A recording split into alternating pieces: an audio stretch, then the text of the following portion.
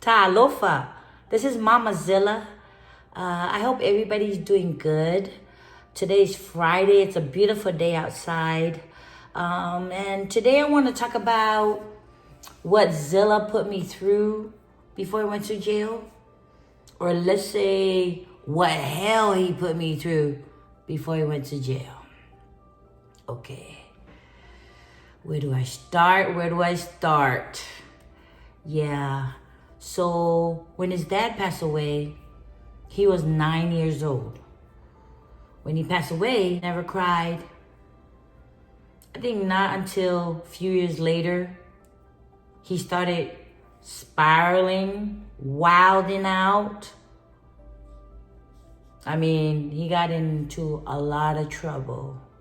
When I say a lot of trouble, you know. Yeah, I have 4 boys, and they all had scholarships. They all lost scholarships. They got in trouble too.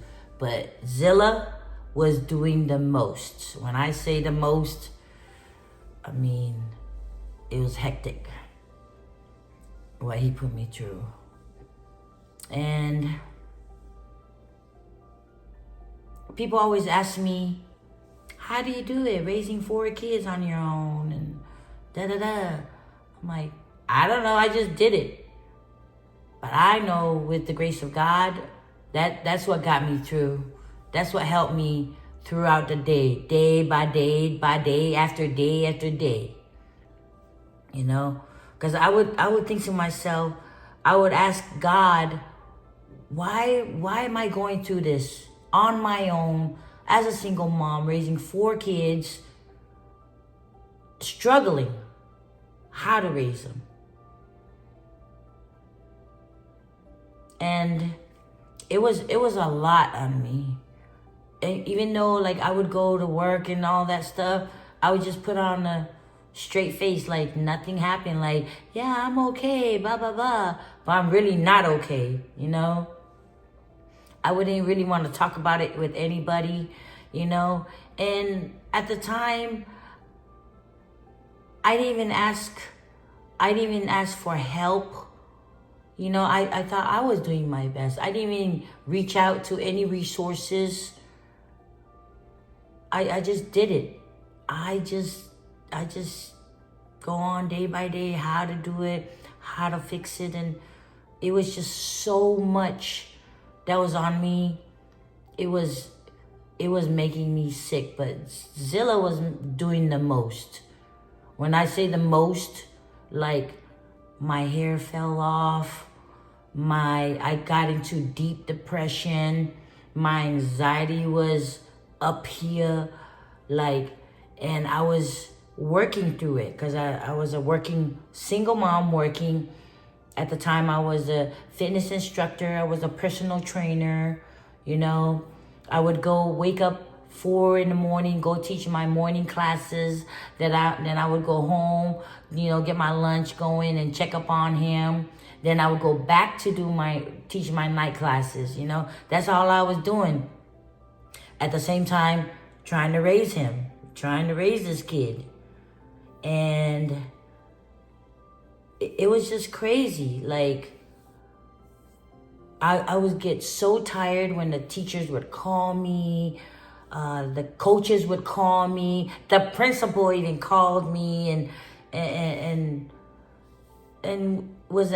it's just a lot going on. And I got so tired of it, you know. It was so hard for me to try and raise the other kids, you know, while they're doing their thing. But mainly my focus was really on Zilla because he was the baby. And, you know, him and his dad were like this. Every time his dad comes home from being on a road 4 days and then come home for only 3 days, they were like this. They were tight every day. Every day he was here. Every time his dad was home, they were like this. Like you cannot separate those two, you know? And I would like scream to the top of my lungs, you know, I would yell at him and, you know, and he still would not listen. He wouldn't even want to come home the time he was supposed to be home. He don't even want to do his homework. I'm sure he was skipping classes and just doing all the stuff kid his age shouldn't be doing, you know? And when he got in trouble the first time, we went to court. The judge gave him the ankle monitor, thinking he was gonna be doing good, right? And he would be good first few days, right? And then he got back on his habit, not want to come home the time he's supposed to be home, you know, not want to answer my phone call, just want to hang out with his friends, or, you know. So then he got in trouble again. But when all this time he was getting in trouble, he was going to the annex school. And you know, the annex school, that's where all the trouble kids go, bad kids go.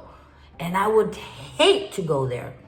I was embarrassed dropping him off. And he would go to different ones because he would get into a fight with that school. Then they would kick him out. Then we got to find him another one, you know? I was still, you know, pushing him to get his education and all that stuff. Meantime, I was stressed out. Like, I was just out of it. And I just, like, wondering why is he doing all this stuff? And then it dawned to me, like it really did, a few years later, it was all because he was mourning for his dad. That's what I think. He was mourning, and all my kids mourn different. And all of them did not want to go to therapy. I was the only one that went to therapy.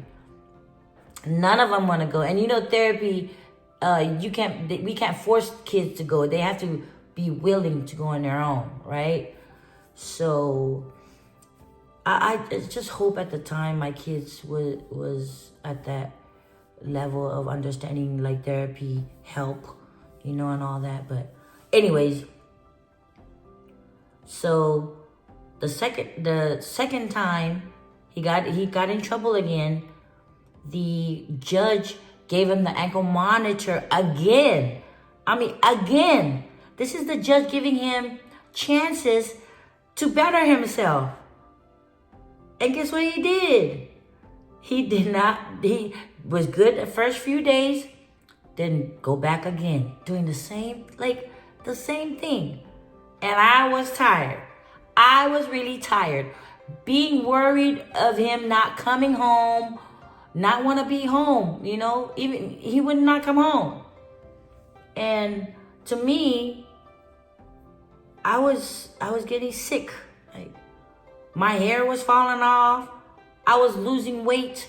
I was barely eating, barely sleeping, because I'm just staying up, waiting on him. But he never showed up. And then he went to jail. So then I would go visit him. I would like cry. Even before he comes out, I would go check in. I just hurt. It's just...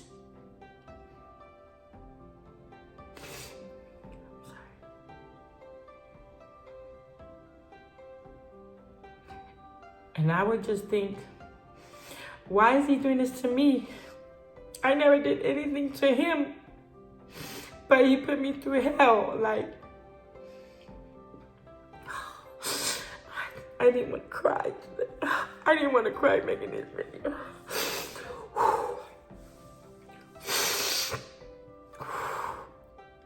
Yeah, visiting him I had to go downtown. Every time I get to see him, like maybe 3 times a week, I get there, I'll give him the biggest hug.